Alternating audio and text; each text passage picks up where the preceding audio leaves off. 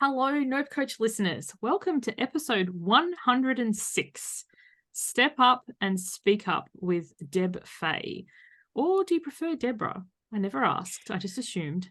It's interesting. I do like Deborah, but when I get sort of close to people, I tend to just call me Deb. So I find that it's an affectionate sort of term, I guess. I love it. Yeah. Usually I always ask ahead of time. So today we're just stepping outside of the box. So this is There me you speaking go. up and asking. So for Stepping up and anyone speaking up. listening, we're talking about in terms of, writing a book. And I think everybody, or maybe it's just me because I'm an avid reader, but has an inkling at some stage, like, I should write a book or I want to write a book. And for many people, that's where it ends. Because like, I don't know how much time is it going to take, like all these sorts of things. So I've got Deborah, whatever, Yeah, here Deb's good. today to talk about this, because this is what you do with people, like helping them, guiding from the thought and wish and idea and one day to actually stepping up and speaking up. So share Yeah. your wisdom with us, please. Oh, I'd love to. Love sharing my wisdom. Love the sound of my own voice. I'm one of those rare people. I've done that many meditations and things over the years. Like, I've recorded them and I've just gotten used to my voice and I realize I actually enjoy it. Sorry for all those people that don't. No, that's worth celebrating, because I think so many Yeah. of us don't like the sound of I our own know. voice. And it's all goes toward the whole thing around becoming an author and sharing your story and stepping up and speaking out. There's so many of the people that I work with. My probably ideal demographic is what I like to call my women of wisdom, or hashtag wow factor. And they're probably 45 to 50 plus. They've had the life experiences, they've had the pain, they've had the sit down and shut up, no one wants to hear about it, and they're speaking out because they've got that wisdom and they're a little bit older and a little bit more courageous, and they've really got things to share and things, women of wisdom, that in itself it really describes. They have stories. They have things to share that can help us all grow. And in the process, the growth that happens for them is remarkable, and it's exciting to watch. It's exciting for me to be a part of. And you're trying to explain before, what the process. It's literally from having a thought in your head to holding a book in your hand. That's what we do.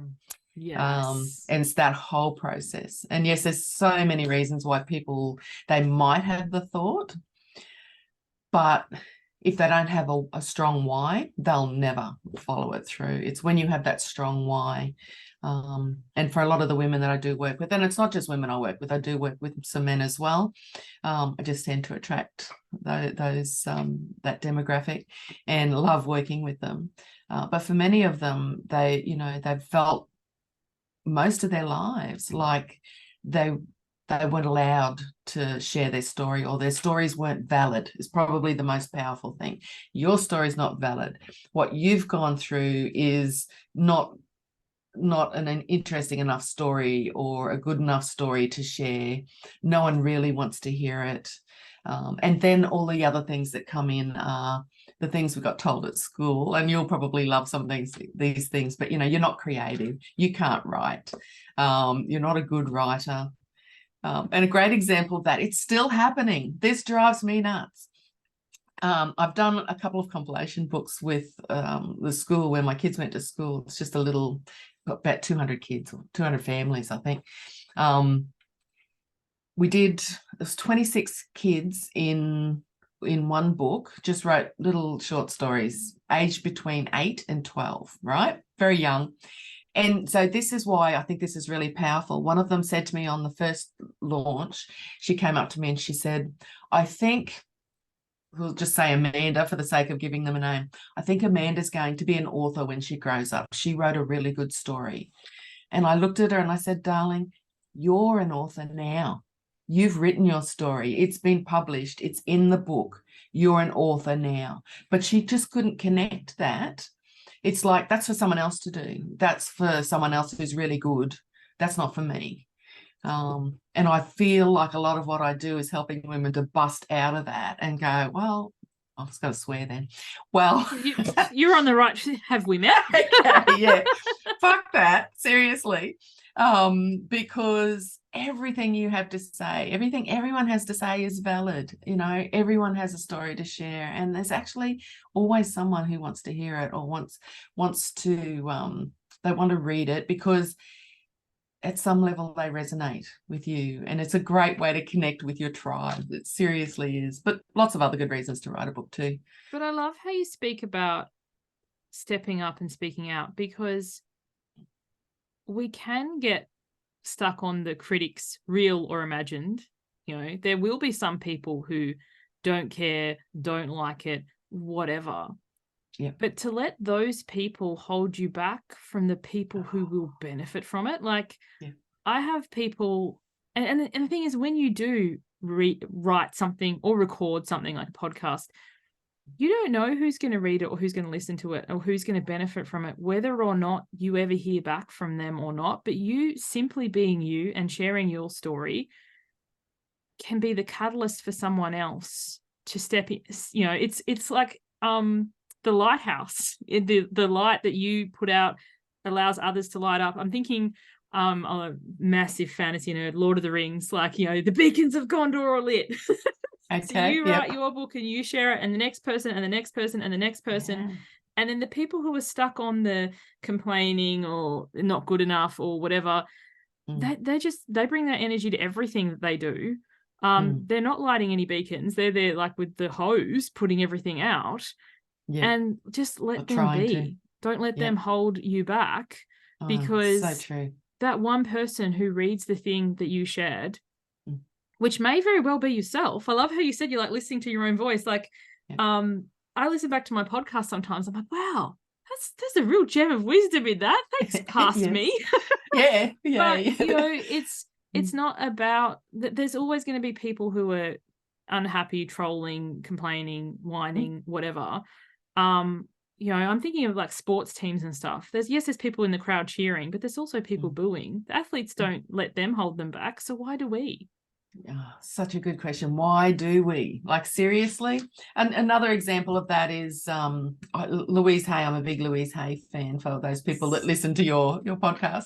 And she talks about, you know, being in traffic and getting upset by somebody else doing something stupid. And she said, why would I give away my joy and my peace to someone I don't even know?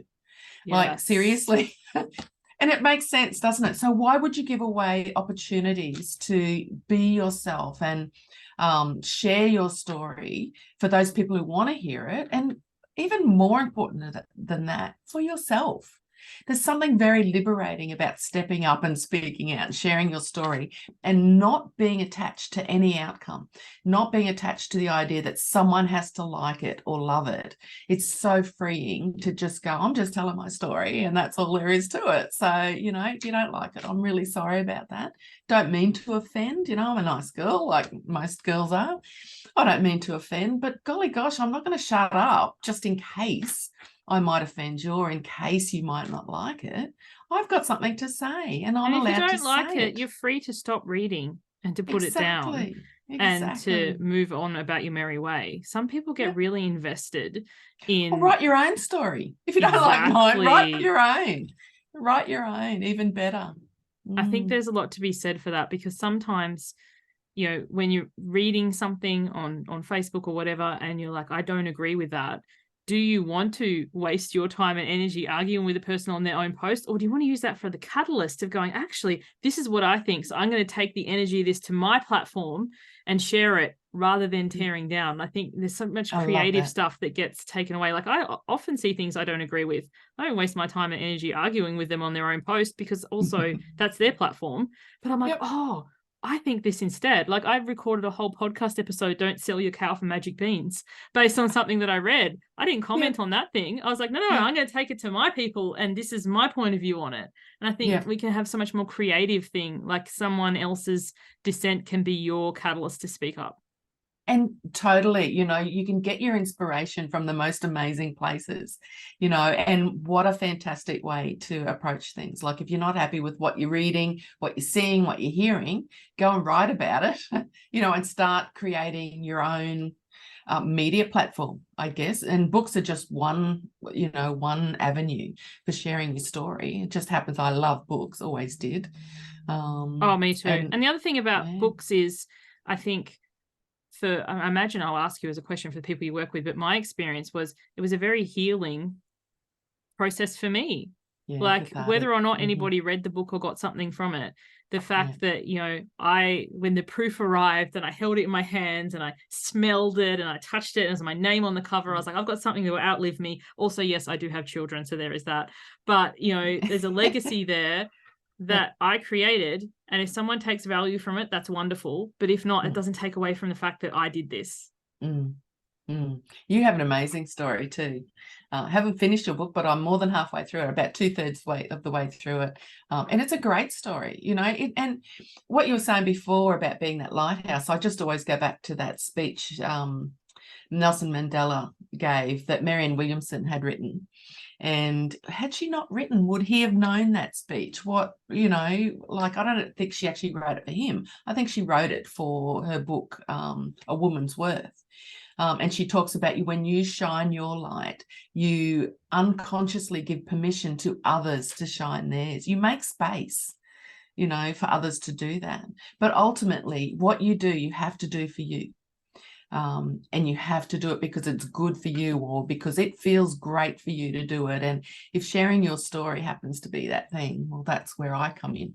And people like me, you know, just to help you shape that and do it in a way and get all the technical stuff out of the way so that you can actually realize a dream or leave a legacy. I'm big on legacy. I think legacy I want is to really jump into this more. I reckon we'll do it on another episode, but quickly before we wrap this one up. So if someone has an idea, an inkling, an urge, and they're like, oh, you know, I want to write a book one day, whereabouts do you pick them up on the journey? Like, do they come to you with a fully formed idea or just that urge, or like take us through the process of working with you? Yeah, sure. So actually people come to me at different stages. So we have done for you products and services, and we have done with you. So I have a whole learning platform called the Authorpreneurs Bootcamp, and you can take a look at that at authorpreneursbootcamp.com.au. And I've got several courses on there where you can, right from the beginning, a couple of them are free. We have the 30-day book writing challenge just to get people motivated, give you a little bit of structure to get you moving. That's all around nonfiction work. Also how to write a life-changing nonfiction book. So the difference between just writing your story and actually writing it in a way that makes a real difference to other people. Depending on your, what would you say, your drive, what it is you actually want to what achieve. you want to get at the end of it. I think that's something a lot of people don't consider too. So I've written the book, now what? Yeah, totally. And then we have disruptivepublishing.com.au. There's a free giveaway if you actually go there, 7 things you must know about writing and publishing a book before you take the plunge. And it just goes through the whole process. And then, of course, we quote to do editing, formatting, do everything, basically. You can do some things, but we basically project manage the publishing of your book from that platform. So, yeah, 2 options, authorpreneursbootcamp.com.au or disruptivepublishing.com.au. And either way, you will find, you know, a pathway forward. Brilliant. Thank you so much for joining me today, Deborah. And My check pleasure. out either or both websites, and the 30-day bootcamp is absolutely fabulous. Highly recommended. Oh, that's right. You're in there, aren't you? I am. Thank you for joining me. I'll catch you on the next one. Bye for now.